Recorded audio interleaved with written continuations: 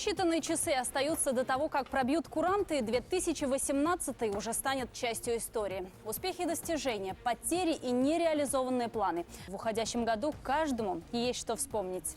Каким он был для нашей республики?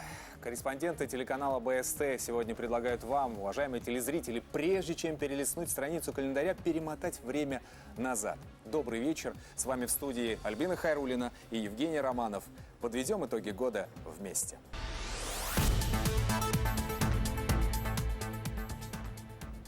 И снова дома. Преемственность и консолидация, власть без байства и клановости в формате онлайн. Все свои силы брошу, чтобы вот вы жили хорошо. У меня другой задачи нет. Где закалялся характер Радия Хабирова и кто учил его дожимать. Если нет желания работать, тогда шинель берете и занимаетесь другой работой. Генеральная уборка республики. Make Башкирия great again. Поет. Автобусы школьникам, квартиры дольщикам, льготы многодетным. Чтобы все 8 детей были несовершеннолетними, представляете, с какой скоростью нужно рожать детей? Как прошел год семьи и волонтерства? Кто они? Герои нашего времени. С кого брать пример? Вот и наступил час Х. Вместо люксовых иномарок, элитных квартир и звезд на погонах наручники и небо в клеточку. Я не виновен, меня говорили. Высокие чины не помеха в борьбе с коррупцией и произволом. Громкие скандалы в рядах тех, кто клялся служить закону.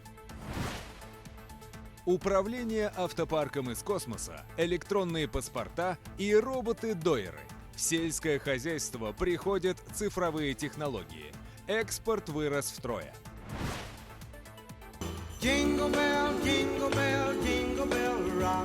В угоду моде и в погоне за эксклюзивом. Когда гусь свинье товарищ, а розовый в тренде круглый год.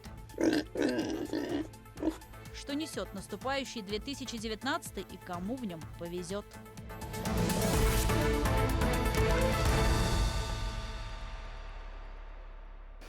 Главными событиями уходящего года Владимир Путин назвал выборы президента и чемпионат мира по футболу. А вот жителям Башкортостана, как показал социальный опрос, больше всего запомнился День Республики.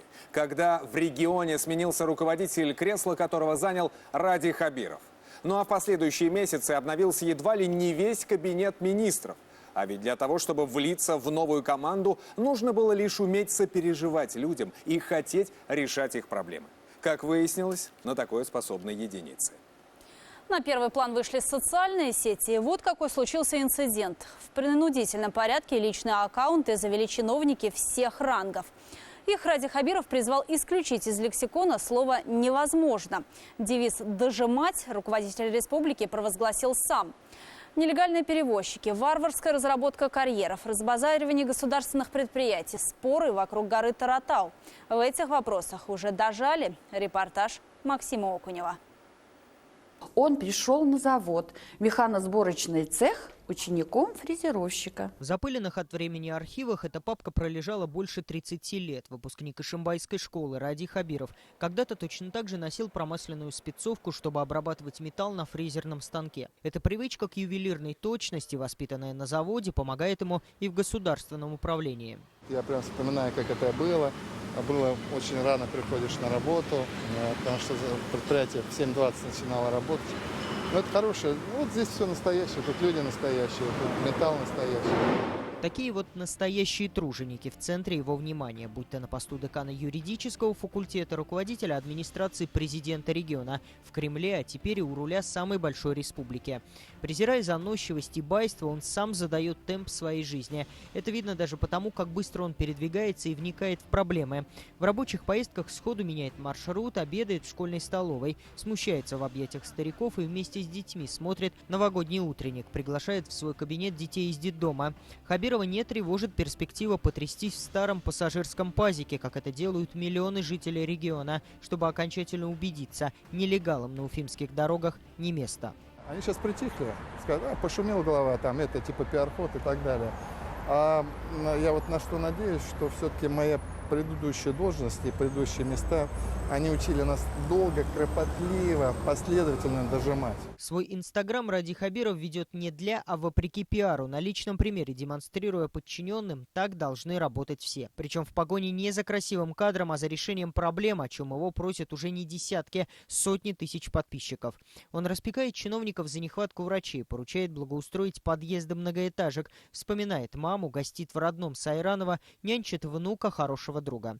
О своем решении сохранить легендарную гору Таратау Ради Хабиров тоже сообщил в социальных сетях. После 5 лет митингов, споров с промышленниками и длительных переговоров Хабиров спустя 2 месяца у власти наконец нашел компромисс. Таратауны, Юрактауны бермейбіз. Бермейбіз, ол международный статус береміз да. Ол уже мында Хабиров мы, Иванов мы, анан соңра бір кімге де ол кетмей.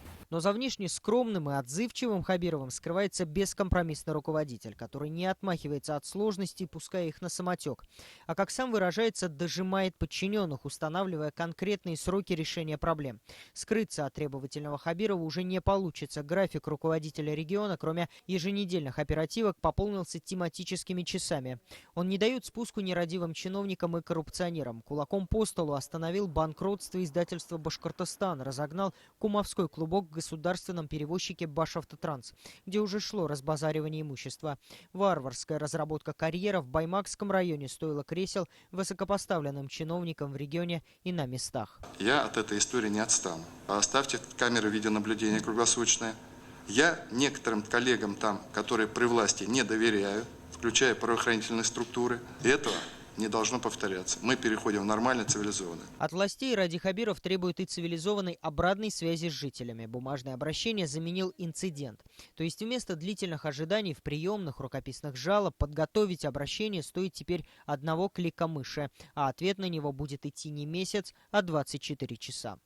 Персональная связь с главой региона позволила многим получить льготные лекарства, добиться ремонта в местной поликлинике, отменить строительство кладбища в Жилино и наладить отопление в поселке Новое Глино. Всего с начала работы системы через соцсети поступило свыше 50 тысяч инцидентов, большую часть из которых уже можно назвать исчерпанной. Ради Хабиров, обновляя власть, вовсе не рушит мосты, борясь не с прошлым, а с его пережитками. Из небытия вновь в информационном поле первый президент республики Муртаза Рахимов. Его и Рустема Хамитова он благодарит за сильную экономику и славу республики в мире, демонстрируя консолидацию, преемственность и уважение к старшим. Главную мысль высказал, я думаю, что он положительно высказался проблемы серии. То, что вот увидел, что хочет сделать, и поэтому все его речи должны быть выполняться. Ради Хабиров возглавил регион с целым ворохом застоявшихся проблем, о которых даже рисуют карикатуры. К такой художественной критике новый руководитель республики относится с пониманием, ведь это мотивирует к делу. Бывший ученик фрезеровщика железной волей готов растопить печь паровоза под названием «Башкортостан», что нуждается в генеральной уборке. И речь здесь вовсе не о чистоте улиц. Наведение порядка необходимо во всех сферах, чтобы догнать и обогнать продвинутых соседей. Наши соседи и друзья очень правильно говорят: без булдрабас. А я хочу сказать собравшимся: без яхшарак булдрабас. Максим Окунев, итоги года. 2018 действительно стал в стране богатым на политические события. Владимир Путин вновь избран на пост президента страны, став безоговорочным лидером гонки с большим отрывом от конкурентов. Борьбу за кресло главы государства вели 8 кандидатов. В Башкортостане явка избирателей была одной из самых высоких в стране. Голоса за действующего президента отдали 77,69% избирателей. В целом по стране за Путина проголосовали почти 56,5 миллионов человек. Ну а уже в сентябре масштабные выборы, Женя, прошли в башкирский парламент. Совершенно верно. В целом на депутатские кресла Государственного собрания нового созыва в этом году претендовали свыше 1000 человек. Свой пост сохранил и Константин Толкачев. Он уже в 5-й раз переизбрался спикером башкирского Курултая. Состав парламента стал самым многопартийным за всю историю. В него вошли представители «Единой России», КПРФ, ЛДПР, партии «Зеленые», дебютанты и депутаты от «Справедливой России». Есть и один самовыдвиженец. Стоит отметить, парламент обновился более чем наполовину. Из 110 депутатов 75 новички. Вылечить медицину. Именно так прозвучала одна из первых задач нового руководства республики. Многие проблемы теперь решаются в формате так называемых здравчасов в режиме онлайн. Нехватка лекарств, врачей, медтехники – все самое наболевшее, оказалось, можно исправить. Социальная сфера, интересы простых людей труда, преданных своему делу, выходят на первый план. Столь нужные миллионы на новый автопарк и поддержку молодых уже нашлись. Рост реальных доходов населения, снижение уровня бедности. Тех, кто живет за чертой сегодня, в ближайшие 5 лет должно стать в 2 раза меньше за счет стабильного повышения заработной платы. Нельзя допускать, чтобы дети учились в школе, в которой на головы может рухнуть потолок. Нельзя мириться с тем, что люди годами ждут своей квартиры, часами стоят в очередях. Нельзя равнодушно смотреть, как в 21 веке дети ходят в школу в кромешной тьме. Это цитаты послания Ради Хабирова людям и о людях, которые уже начало реализовываться в жизнь. Юлия Нигматуллина о здоровых переменах. Даже одного визита в республиканский онкодиспансер достаточно, чтобы физически ощутить эту тяжелую атмосферу. Десятки пациентов с потухшими глазами в очередях проводят много часов и даже дней. Но время для каждого из них подобно палачу. Народу очень много.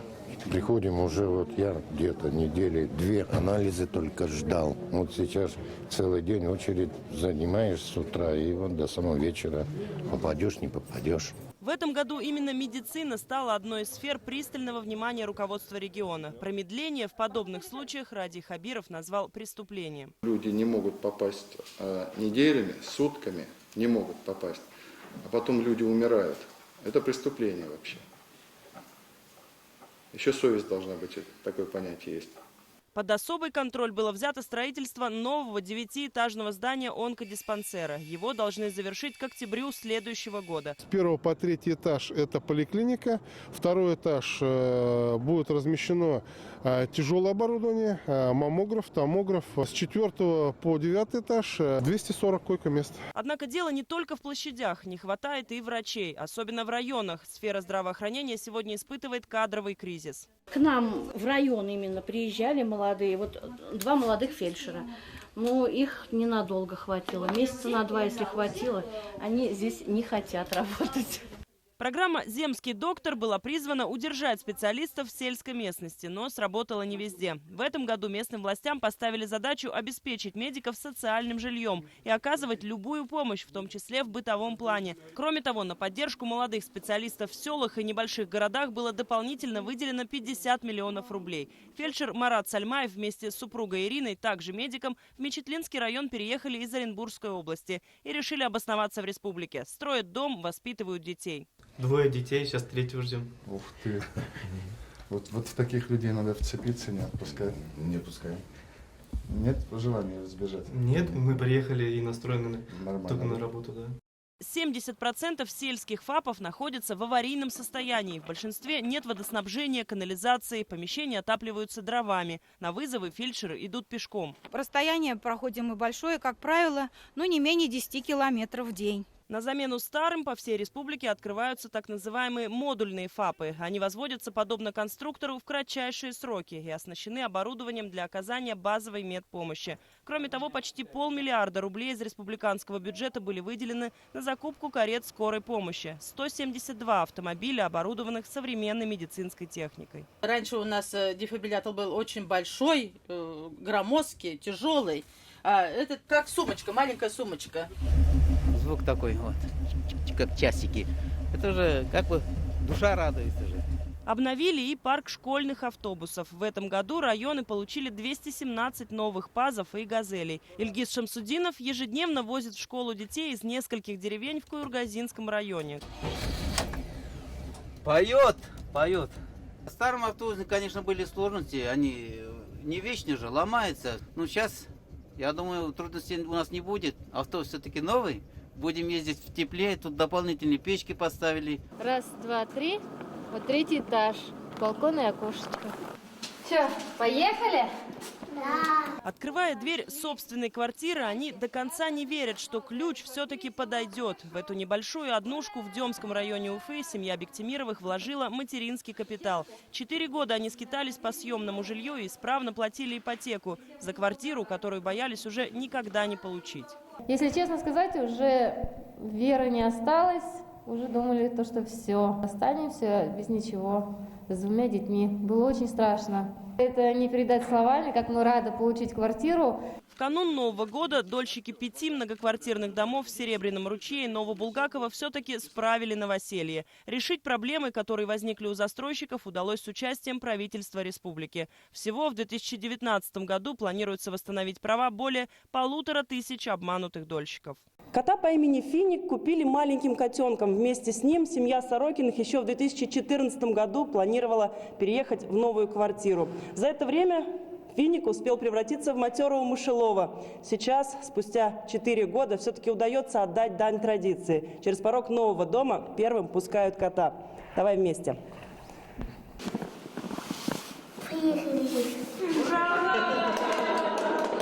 Юлия Нигматуллина. Итоги года. Уходящий год выдался самым семейным, а интересы родителей и их детей в числе приоритетных задач. Первым в стране в регионе было создано Министерство семьи, совместно с которым самой активной и позитивной династии наш телеканал подарил по итогам конкурса автомобиль. Компенсации за детсады, отмена транспортного налога для многодетных. Для них же в 2 раза увеличат сумму помощи на приобретение жилья. А дети с ограниченными возможностями здоровья смогут бесплатно лечиться в коммерческих клиниках. Решения были приняты в этом году. Ну а в масштабе страны 2018 прошел под знаком волонтерства. А это тоже по-своему большая семья, в которой насчитывается свыше 20 тысяч добровольцев. Лилия Курбанова о семейных ценностях. Кубас, да, он всегда меня сопровождает. У музыкальной семьи и талисманы соответствующие. Кубыс – символический, автомобиль – выигранный. Заинединовы стали победителями в конкурсе «Бери пример». Его организовывал наш телеканал и Министерство семьи. В подарок получили сертификат на покупку машины. Иногда пробка, да, бывает 15 минут сидим, я достаю кубас и начинаю играть. И в это время у меня я придумал новые импровизации, новые композиции. И это я уже записываю. Подарок в новом году получат и семьи, в которых воспитывается 8 несовершеннолетних детей. Государство поможет материально. Родители получат 600 тысяч рублей. Чтобы все 8 детей были несовершеннолетними, представляете, с какой скоростью нужно рожать детей? У нас были такие семьи у меня на приеме, когда женщины говорят, вот мы как запланируем 2-ю и опять не успеваем. На старшем уже 18. Изменения позволят в 7 раз увеличить количество получателей данной выплаты. Ежегодно их будут выдавать 50 семьям. В их число войдут Абдракиповы. Родители 8 детей Рустам и Регина глухонемые, но это не лишило ребятню любви и заботы. Супруги – люди верующие, поэтому решили, детей будет столько, сколько даст Бог. Мы всегда мечтали о большой семье, и на самом деле растить детей не так сложно, и чем больше семья, тем она крепче. Полученными от государства деньгами они смогут распорядиться по своему усмотрению. К примеру, направить на покупку или ремонт жилья, оплатить учебу детей или приобрести автомобиль. Если же многодетная семья приобретет автомобиль, то они будут освобождены от транспортного налога. Однако стоит обратить внимание на мощность. Можно приобрести даже вот такой вот внедорожник. Только под капотом не должно быть больше 150 лошадиных сил. 125 лошадиных сил может иметь семейный автобус. Это сделано для того, чтобы помочь тем, кто на самом деле нуждается. Новая льгота действует с 1 января уходящего года до конца 2024. То есть в следующем году оплачивать транспортный налог многодетным семьям уже не придется. А вот компенсацию за детский сад семьи начнут получать вне зависимости от уровня доходов. На это республика направит 1 миллиард рублей. Под особой опекой дети с ограниченными возможностями здоровья. Результат откровенного разговора Радия Хабирова с их мамами, на которых лежит бремя воспитания, помогут не только с деньгами, но и с лечением. Республика представит сертификаты на реабилитацию детей, в том числе в частных центрах. Следующим шагом станет создание современных реабилитационных центров в Уфе и на севере-востоке республики. В следующем году в 2 раза нарастим объемы средств на обеспечение жильем детей с ограниченными возможностями здоровья и семей воспитывающих. Повысится и размер премий для мам-героинь. Вместе с медалью они получат свыше 17 тысяч рублей. 2018 стал одновременно и годом семьи, и годом волонтера. Часто эти понятия неразделимы. Кузнецовы, например, организовывают субботники на природе, а еще выхаживают безногих и безглазых собак и кошек. Будьте с нами, измените свою жизнь, и тогда и вы услышите. Бери пример! Возникает, извините, как в народе говорят, чувство надеги за то, что у нас происходит. Среди огромной армии добровольцев на закрытии года волонтера в Москве и третьеклассница из Сибая Азалия Вагапова. Девочка вместе с одноклассниками организовала благотворительный актерский кружок. Название дети тоже придумали сами. Балапандар. В переводе с башкирского «беркуты». И пусть они сами еще птенцы, но готовы совершать большие дела. Мы эти сказки показываем. Нам жалко детей, и мы хотим, чтобы им было приятно, что мы им сказки ставим. Как в настоящей семье, в семье волонтеров есть и дети, и взрослые, и дедушки с бабушками. Самый пожилой доброволец Башкортостана Андрей Ширяев. Я призываю и инициирую, вовлекаю ветеранов работать с молодежью. Социальные, серебряные, экологические и множество других направлений добровольчества. Они помогают в организации крупных фестивалей и спортивных соревнований.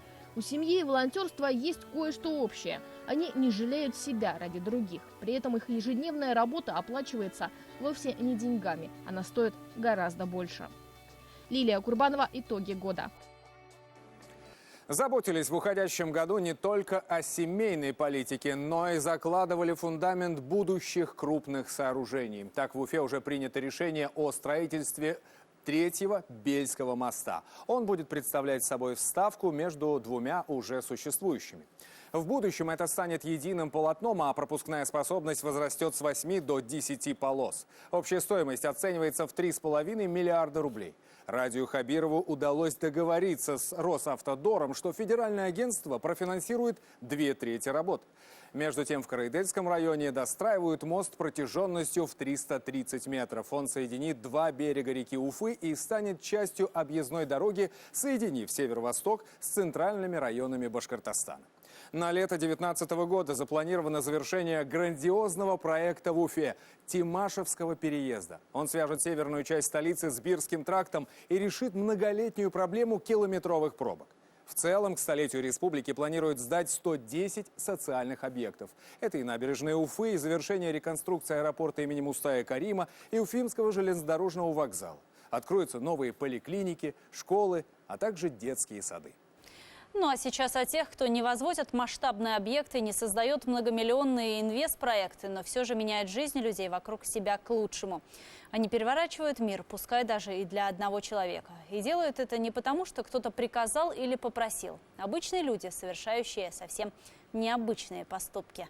Что движет человеком, решившим безвозмездно построить дом детям, оставшимся без родителей? Комбайнерам, работающим за 4. Зачем библиотекарям пытаться сделать для читателей в инвалидной коляске мир более близким и понятным? А тех, кто не задумывается над этими вопросами, а просто живет по велению сердца. С героями наших будней встретилась Анастасия Ильчебаева.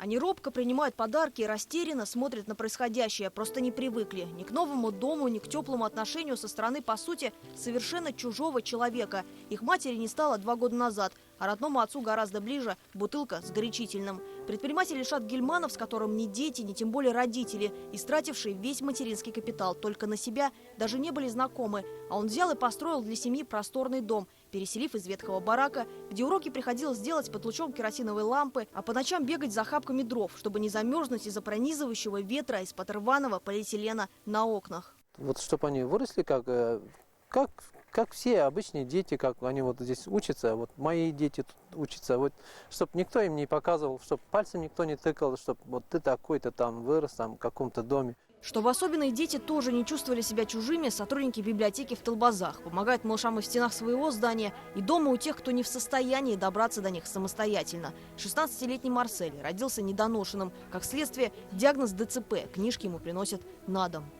Так, сажаем, наверное, мы его на руках таскаем туда-сюда.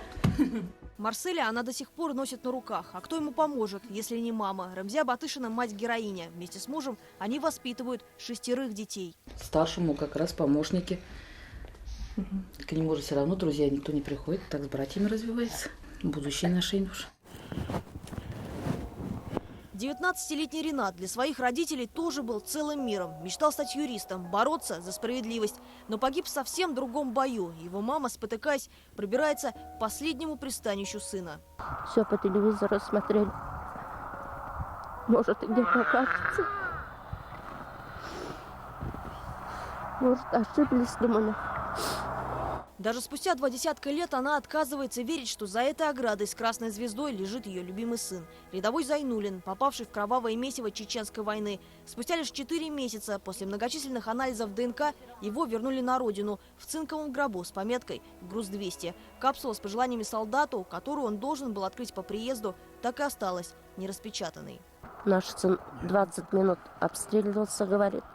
И это ранен был в ногу, когда вышел, взорвал себя и боевиков вместе. За воспитание детей патриотами Родины, а их у Зайнулиных 5, на груди пенсионеров медали за родительскую доблесть. Семья из небольшой деревни Елембетово получила их первой в республике. Она в школе, я на работе, и вот они занимаются хозяйством. Но больше на супруге было, да? Да. А вы все-таки государство. Да. Колхозный человек называется, да. Работать с малых лет начал и Сергей Локтионов. В спецовке в рабочей машине ему куда комфортнее, чем в строгом костюме и кресле торжественного зала, признается комбайнер. Передовик производства, которого громкими аплодисментами приветствовал зал. К такому трудяга был явно не готов. В город ехал в надежде отсидеться на задних рядах конгресс-холла. Не вышло. Сергей Локтионов, комбайнер СПК «Ашкадарский», Мелеузовского района. Самого первого он прям назвал. Ваши эмоции, ваши впечатления? Как сказать? Странно как-то. Не ожидали, да, действительно, не ожидал. Это правда. В колхоз пошел трудиться сразу после армии. Там и познакомился с супругой. Путь к сердцу лег через желудок. Теперь обеды в столовой семейные. Жена-повар, сын-сварщик, он за рулем комбайна. Этим летом Сергей намолотил 42 тысячи центнеров зерновых. В 4 раза перевыполнив план. Прощаться надо. Вот. Поеду сейчас своим. Ой, молодец. Судьба словно давно готовила их к встрече. Мансав в прошлом охотник, который еще много лет назад после первой вылазки на лося поставил винтовку в дальний угол, предпочтя рыбалку, во время которой ему и было суждено спасти этого истекающего кровью, загнанного в воду волками малыша. Вместе с женой он выходил бедолагу. Кормили с рук, кутали одеялами, натирали рану прополисом. Так что неудивительно, что когда пришло время отправлять зверя в Центр спасения диких животных, по щекам потекли слезы, а руки все не отпускали ставшего родным малыша. Жалко. Скорее выздоравливай. В гости к тебе приедем, Аллаберса. Машина с лосенком отъезжает, а они по привычке, словно прощаясь с человеком, машут ему вслед. Благодарны, чувствуется, выходят, спасибо говорят. Это очень даже хорошо. Частичку себя отдаю к этой работе. Глядя, как она легко управляется с лопатой, и не скажешь, что Антонине Ивановне пошел 7-й десяток. В своем дворе она вроде местной гордости. Еще до того, как пенсионерка получила звание лучшего дворника Уфы, жители дома на Дуванском бульваре ее уже считали таковой. Каждое утро она ездит наводить порядок в чужом дворе через весь город. Антонина Ивановна живет в двухэтажном аварийном бараке на Шута-Руставели. В комнате вместе с ней ютятся ее муж и дочь. И несмотря на преклонный возраст, она по-прежнему верит в чудо. У меня скоро день рождения. 1 января на Новый год. Да, может, просьба, желание какое-то, Дед Морозу, фея. Но под старость лет, говорю, так хочется мне что-то иметь, благоустроенную квартиру. Но неужели я не заслужила вот этого?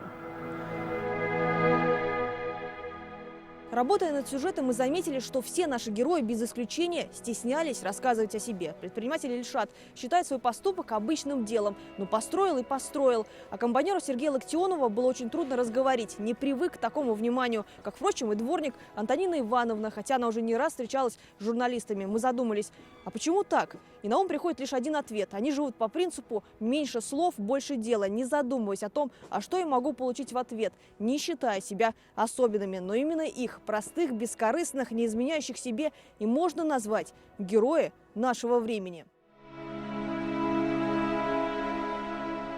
Анастасия Чебаева. Итоги года. Твой телевизионный стаж, Женя, пополнился еще одним годом в трудовой книжке. А вот до пенсии стало еще дольше, нежели в прошлом декабре. Пожалуй, самым обсуждаемым законом 2018-го стала пенсионная реформа. Скандальная, спорная, но столь нужная. По накалу эмоций с пенсионной сравнивают разве что мусорную реформу. Правила прописаны, жить по ним начнем уже завтра. О самых резонансных нововведениях года готов рассказать Равиль Ватолин. Равиль, добрый вечер. Будет ли переходный период и оставят ли региональные льготы? Вечер добрый, коллеги. Ну вот по поводу пенсионного возраста жаркие споры разгорались не только в обществе, но и в самой Госдуме. Одни говорили, чем дольше работаем, тем лучше, добавляя, от этого повысится и сама получка пенсионеров. Ну вот, через 6 лет она составит уже 20 тысяч рублей, прибавлять собираются по 1000 в год. Другие же сетовали, время для перемен в этой части еще не настало. В окончательной версии, кстати, в дело вмешался Владимир Путин. Рекомендовав смягчить пенсионную планку, было решено, что женщины будут работать до 60 лет, а вот мужчины до 65. При этом для многодетных предусмотрели послабление. Если в семье 3 детей, то на пенсию мама сможет выйти в 57 лет, с 4 в 56, а если 5 и более, то в 50 лет. А вот что касается региональных льгот по оплате земельного и транспортного налога, льготных билетов на автобусы и лекарства со скидкой, то все это сохранилось. Рассчитывать на них, как и раньше, можно не с выходом на пенсию, а с возраста 55 и 60 лет соответственно.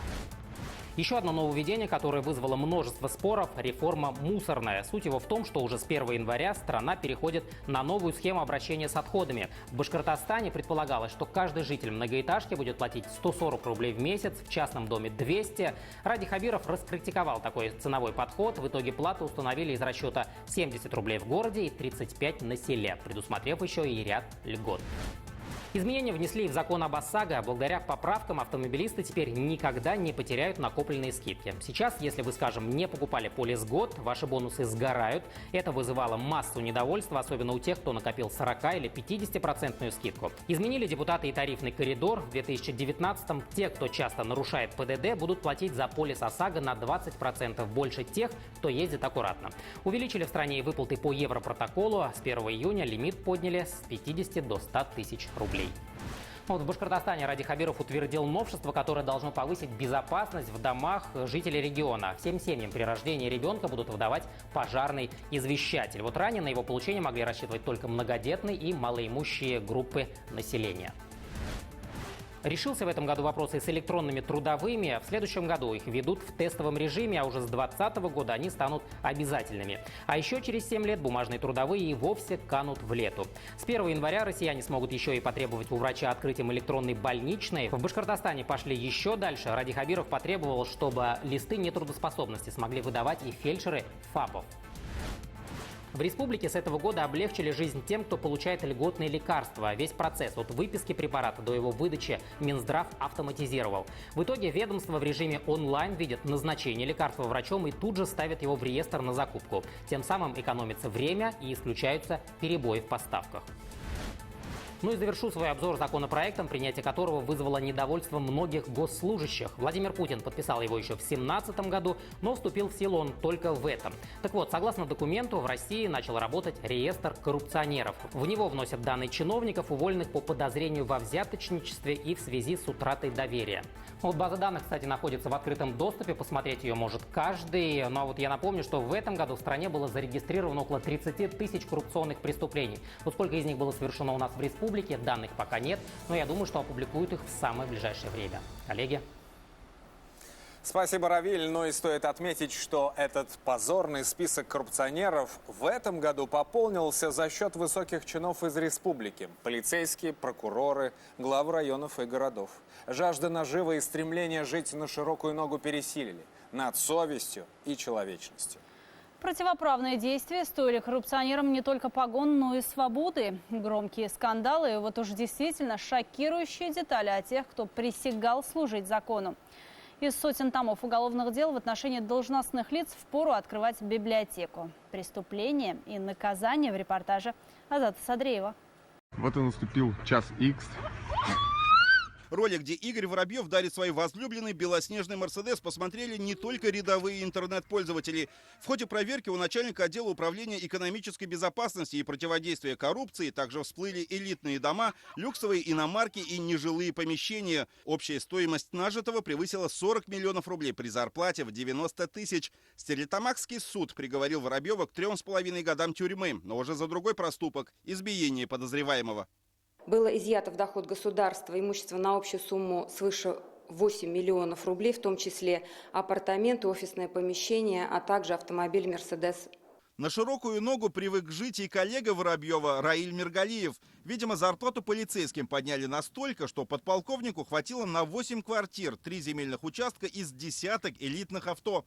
Но в такой рост оклада не поверили в прокуратуре и подсчитали: на все эти блага теперь уже бывшему сотруднику управления собственной безопасности башкирского МВД пришлось бы копить 40 лет. А что у вас тяжелая жизненная ситуация? Настоящей находкой для следователей стал прокурор Советского района Уфы. Рамиль Гарифуллин погорел на взятки свыше 5 миллионов рублей. При обыске в его доме нашли еще десятки миллионов наличными. Но золотой жилой стала тетрадь со схемами миллиардных махинаций. Одним из тех, на кого собирал компромат Гарифуллин, стал первый заместитель прокурора республики Олег Горбунов. Его сотрудники ФСБ задержали в аэропорту Шереметьево при попытке покинуть страну. Одним из поводов для побега послужила взятка в 10 миллионов рублей, которую ему, по версии следствия, передали городские чиновники.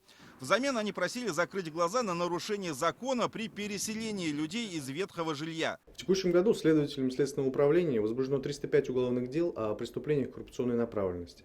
108 уголовных дел о совершении 560 преступлений направлены в суд для рассмотрения по существу. А вот для одного из топ-менеджеров у МПО нежелание участвовать в сомнительных финансовых операциях стоило жизни. 4 наемников сначала жестоко избили Юрия Яшина на подземном паркинге, после чего вывезли в безлюдное место и задушили. По версии следствия, заказчик убийства, непосредственный начальник Яшина, задержанным грозит до 20 лет тюрьмы. Скажите, пожалуйста, какую меру пресечения избрали для вас? Начальники отделов полиции Уфимского и Кармаскалинского районов, а также руководитель отдела по вопросам миграции Уфимского района прославились на всю страну после громкого секс-скандала. Эдуарду Матвееву, Салавату Галиеву и Павлу Яремчуку предъявлено обвинение в групповом изнасиловании 23-летней коллеги. Несмотря на усилия адвокатов, все трое задержанных встретят Новый год в СИЗО. Это все клевета. Арест продлили. Какое решение было сейчас? Арест продлили на 2 месяца. Да, всех люблю. Буду держаться до последнего. Докажу все равно свою правоту. Начальнику Белорецкого лесничества хватило смелости продавать насаждения, однако при виде оперативников он упал в обморок. Уголовное дело за взятку в особо крупном размере заведено на главу Краснокамского района Разифа Гильмуллина и его зама по агропромышленному комплексу Дениса Бикова. В скором времени они могут составить компанию экс-мэру Агидели Олегу Крысину, который уже отбывает наказание в местах не столь отдаленных. За незаконные вознаграждения в 450 тысяч рублей вместо целого города он теперь управляет станком по выпуску маргарина. Все равно где-то продолжаю, допустим, в душе болеть за тот город, в котором я работал. Привыкшие к люксовым автомобилям коррупционеры чувствуют себя в автозаке, мягко говоря, некомфортно. Однако, если их вина будет доказана в суде, то на ближайшие годы именно этот вид транспорта станет для них единственным средством передвижения. Жажда быстрой наживы уже стоила некоторым не только свободы, но и имущества, звезд на погонах, чинов и репутации. Запятнанный уголовным делом мундир офицера или костюм чиновника уже не отстирать. Азат Садреев. Итоги года. Что касается сельского хозяйства, то здесь впервые за последние годы обошлось без катаклизмов. Ящур, засуха и другие бедствия обошли стороной. 2018 выдался, напротив, урожайным, а главное, рентабельным для аграриев. Зерно весь сезон демонстрировало хорошую цену, а в целом экспорт сельхозпродукции из республики вырос до 55 миллионов долларов.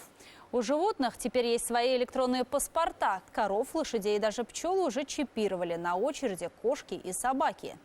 Что поделать, современные технологии приходят в сельское хозяйство. На юге республики появится крупнейший инвестпроект, который предполагает создание фермы, где будут трудиться исключительно роботы. Подробнее Руслан Батыргареев.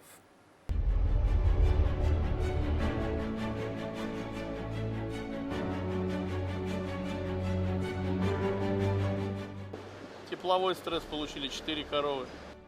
Как себя чувствует буренка, сколько дает молока и даже количество жевательных движений коровы. Всю эту информацию теперь можно увидеть на планшете или в мобильном телефоне. За комбайнами следят из космоса, системами полива управляют электронные машины. Животных обслуживают роботы. В сельском хозяйстве наступает эра цифровизации. Что-то больше похожее на огромный пылесос. Автоматический двигатель кормов уже с успехом используется в хозяйстве Красная Башкирия. А скоро здесь построят полностью роботизированную ферму. Коров доят, за корову убирают роботы, корову корма подталкивает корма роботы. Остается работать со стадом. Башкортостан – один из 10 пилотных регионов, где всерьез взялись за идентификацию домашних животных. Кличка, возраст и история болезни теперь будут отражены в электронном паспорте. Чипирование становится мерой обязательной. Мы будем знать, кому это принадлежит корова и какие обработки сделаны, и какой не сделаны.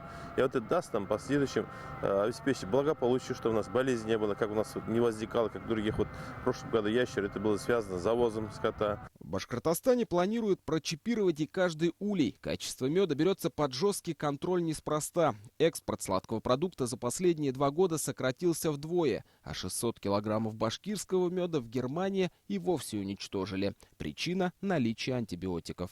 Страна-получатель продукции должна быть уверена, что действительно этих антибиотиков нет. Для этого только лабораторный анализ годится. То есть на словах-то, может, все там не применяют. Японский хроматомоспектрометр в течение 3 минут может определить наличие в меде порядка 170 пестицидов и антибиотиков. В 2018 году в испытательном центре Россельхознадзора произошло серьезное перевооружение. В этот раз упор сделали на безопасность продукции, то есть приобрели то оборудование, которое предназначено для исследования таких показателей, как содержание в продукции остаточных количеств пестицидов, антибиотиков и тяжелых металлов. Если мед подкачал, то в целом экспорт из Башкортостана вырос в 3 раза. За год за рубеж было продано сельхозпродукции на сумму более 55 миллионов долларов.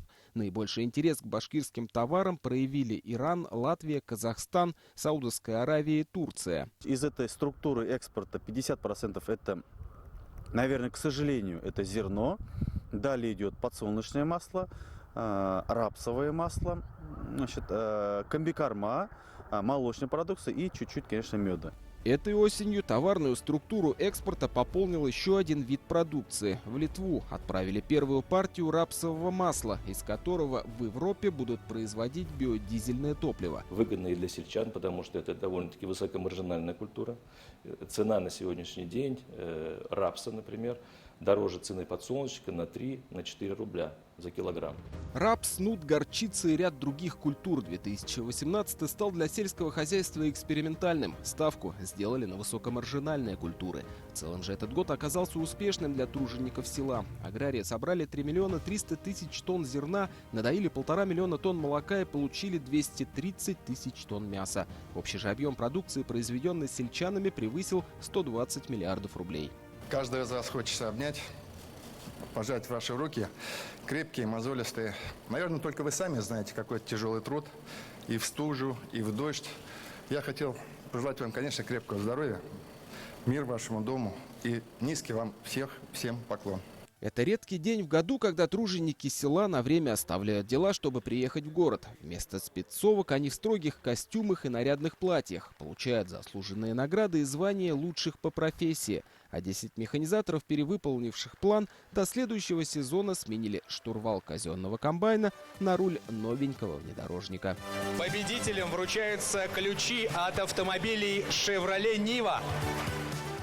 Руслан Батыргареев. Итоги года. Всемирный конгресс СИО в преддверии фольклориады познакомил сотни людей с разных континентов с культурой Башкортостана. Шаляпинские вечера сияли звездами мировой оперной сцены. А вот сердце Евразии объединило поклонников классической и этномузыки. Более того, кинематографисты Башкортостана готовят к прокату сразу несколько лент к столетию Республики Башкортостан и вековому юбилею народного поэта Мустая Карима. С воодушевлением ждут Нового года служители сцены, ведь впереди год театра, а значит время грандиозных премьер. О культурном закулисье расскажет Азат Самирханов.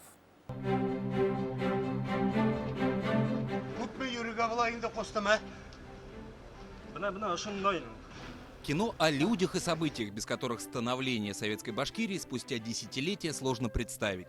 «Первая республика» — совместный проект киностудии «Башкортостан» и команды режиссера Булата Юсупова. Сейчас авторы заняты озвучкой и монтажом киноленты, которая, скорее всего, выйдет в прокат в черно-белом цвете. Мы часто обесценим наше прошлое, а мне кажется, что там заложена вся наша база.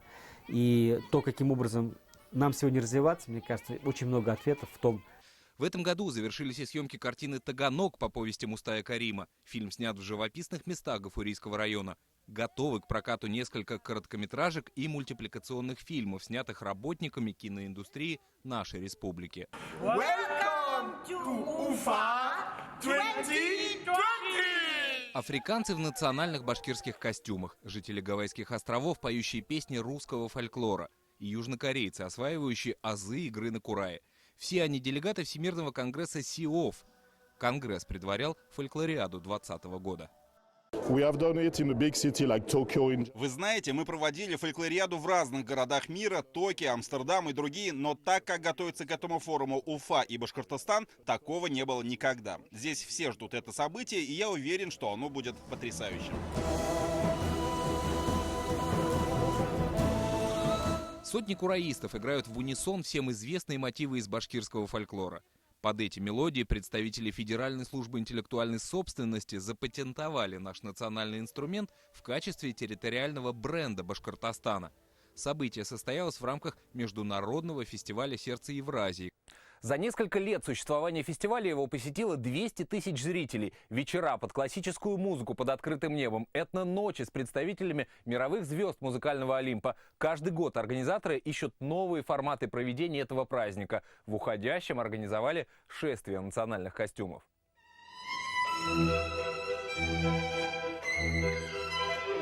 А эти юные музыканты благодаря проекту Владимира Спивакова получили билет в мир большой музыки. Конкурс скрипачей маэстро собрал лучших виртуозов со всего мира. Победители получили в дар скрипки Страдивари и других мастеров. Но главное даже не это, поделился с нами в интервью сам Владимир Спиваков. Мне назвали цифру, которая меня поразила, что в Башкирии после конкурса моего имени прошлого 7,5 тысяч детей плюс стали заниматься музыкой. Погулять по залам Каповой пещеры, не выходя из дома. Ознакомиться с наскальными рисунками тысячелетней давности можно благодаря виртуальному туру по парку Шульганташ. Именно так представили один из символов Башкортостана этой осенью в Париже. В итоге принято решение включить комплекс Шульганташ в перечень объектов всемирного наследия ЮНЕСКО в 2020 году. Мне очень приятно, что Башкортостан так активно ведет работу с ЮНЕСКО. Уверен, с каждым годом темп этого сотрудничества будет расти, и уже через пару лет мы сможем увидеть в списке всемирного наследия объекты Башкортостана. Театры республики в 2018-м радовали зрителей весь сезон. Все костюмы, они сделаны глазами Зулихи. Это Зулиха так видит окружающих людей. Художник Альберт Нестеров, пошивший костюмы для постановки «Зулиха открывает глаза», номинирован на «Золотую маску». Он же выдвинут в номинации «Сценография», а Рима Кагарманова на лучшую женскую роль за воплощение на сцене главной героини романа Гузель Яхиной. Наш спектакль, он немного отличается, конечно, от первоисточника, от литературы. И «Зулиха» немного другая. Там Ну, наверное, это труд нашей команды. Следующий год в России будет посвящен театру. Республика его отметит масштабно. Фестиваль «Туганлык», декадник, посвященный столетию Мустая Карима, Нуриевские дни. Впрочем, люди искусства говорят, что именно уходящий год стал знаковым для культурного мира Башкортостана. И достигнутые вершины позволят открыть новые горизонты. Азат Самирханов. Итоги года. Спортивная история минувшего года стала богатой на международные события. Начинался 2018 с олимпийской бронзы Семена Елистратова. Спорт стал частью политики, которая безжалостно ломала спортивные судьбы тех, кто готовился к главным играм четырехлетия. Чемпионат мира по футболу не коснулся республики, хотя регион был готов предоставить тренировочную базу. Но об Уфе в Старом Свете заговорили, когда башкирский клуб пробился в Лигу Европы. Вчерашний новичок премьер-лиги выступал наравне с грандами футбола. Особняком стоит чемпионство хоккеисток Агидели, а под занавес 2018-го республика принимала российско-китайские молодежные зимние игры. Роза Хабибуллина об итогах спортивного сезона.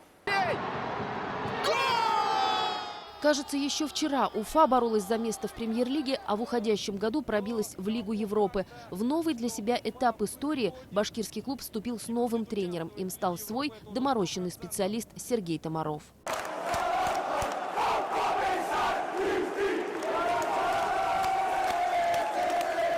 Настоящая Лига Европы для Уфы началась в тот момент, когда стало известно, соперником по раунду плей-офф станет шотландский Рейнджерс. Прилета Стивена Джерарда многие ждали больше, чем самого матча. Его визит в Уфу даже не с чем сравнить, явление беспрецедентное.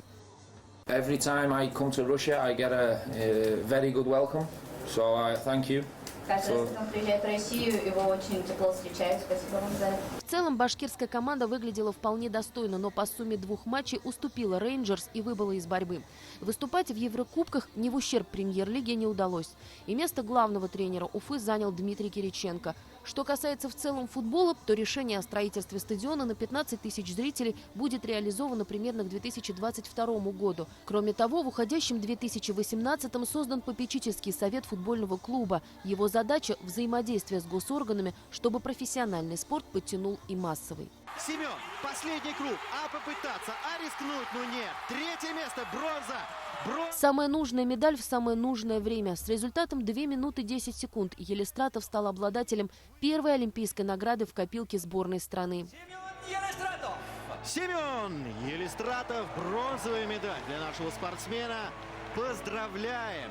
После Сочинской олимпиады от российских шорт-трекистов ждали повторения успеха в эстафете. Однако Виктор Ан, как и лидеры других видов спорта, десятки атлетов оказались недопущены к играм в Корее по решению Международного олимпийского комитета. Оставшихся поставили перед выбором, и Семен Елистратов решил все же отправиться на главные игры четырехлетия, чтобы сражаться, и не только за себя. Вот-вот уезжать на Олимпийские игры, уже конец января. А мы еще не знаем, поедем мы на Олимпийские игры или нет. Пришел там какой-то список, который нам должны объявить, кто едет на Олимпийские игры. И вот, наверное, почему-то у меня именно тот момент вспоминается. Капризов, Гусев, ходит шайбу, но пока немцы все перекрывают! Кирилл Капризов! Радовались и успеху воспитанника уфимского Салавата Юлаева Андрея Зубарева, который стал олимпийским чемпионом в составе сборной. Впервые после Альбервиля российские хоккеисты завоевали золотом спустя почти 30 лет. В минувшем сезоне Салават Юлаев выступил не так удачно, зато порадовали хоккеистки Агидели, которые выиграли золото чемпионата России. Там уже снимают шлемы, все, полетел Агидель, чемпион женской хоккейной лиги. Долгожданного успеха добилась в минувшем году команда Агидель, став чемпионом женской хоккейной лиги. Теперь башкирским девушкам нет равных в стране. В декабре Уфа-арена вновь стала местом проведения международных соревнований. Поединки россиян с хоккеистами из Поднебесной стали серьезным мастер-классом, который они намерены воплотить уже на Олимпийских играх в Пекине в 2022 году. Хоккей наряду с шорт-треком, лыжным спортом, фигурным катанием и сноубордом вошел в программу российско-китайских молодежных зимних игр. Не только Москва, а и Санкт-Петербург умеют проводить комплексные мероприятия.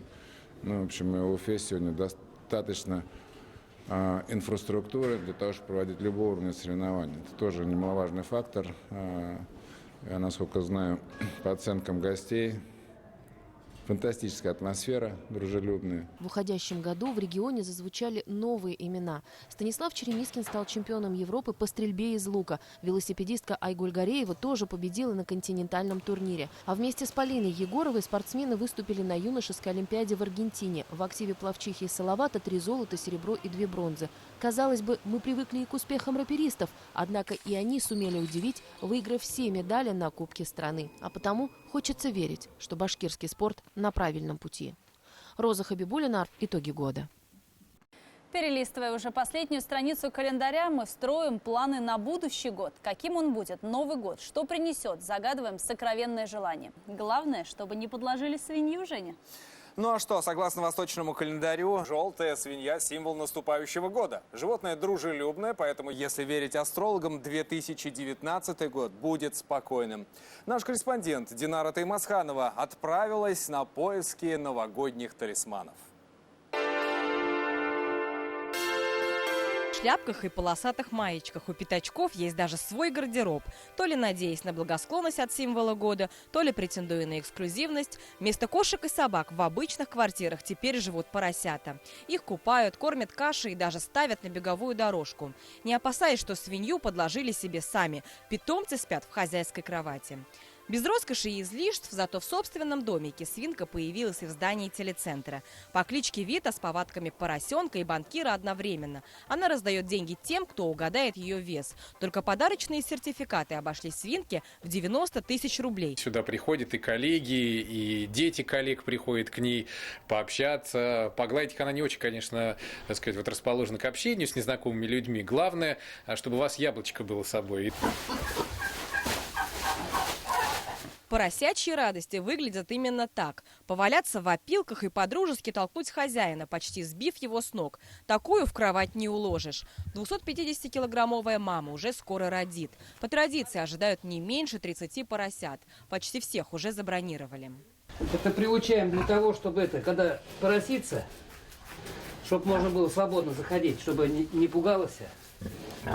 Однако от свиных отбивных на праздничном столе лучше отказаться. Поросенок может занять место в центре стола, но только в виде игрушки. А в качестве горячего в этом случае гусь свинье товарищ. Готовить по сложным рецептам не стоит. Символ года не любит изысков, а разнообразить блюдо как раз-таки нужно. И не обязательно желудями и апельсинами. Картошка, зелень, помидоры, яйца – все, что найдется в любом холодильнике. В новогоднюю ночь не отказывайтесь и от десерта. Конечно, в новогоднюю ночь не забывайте про праздничный стол.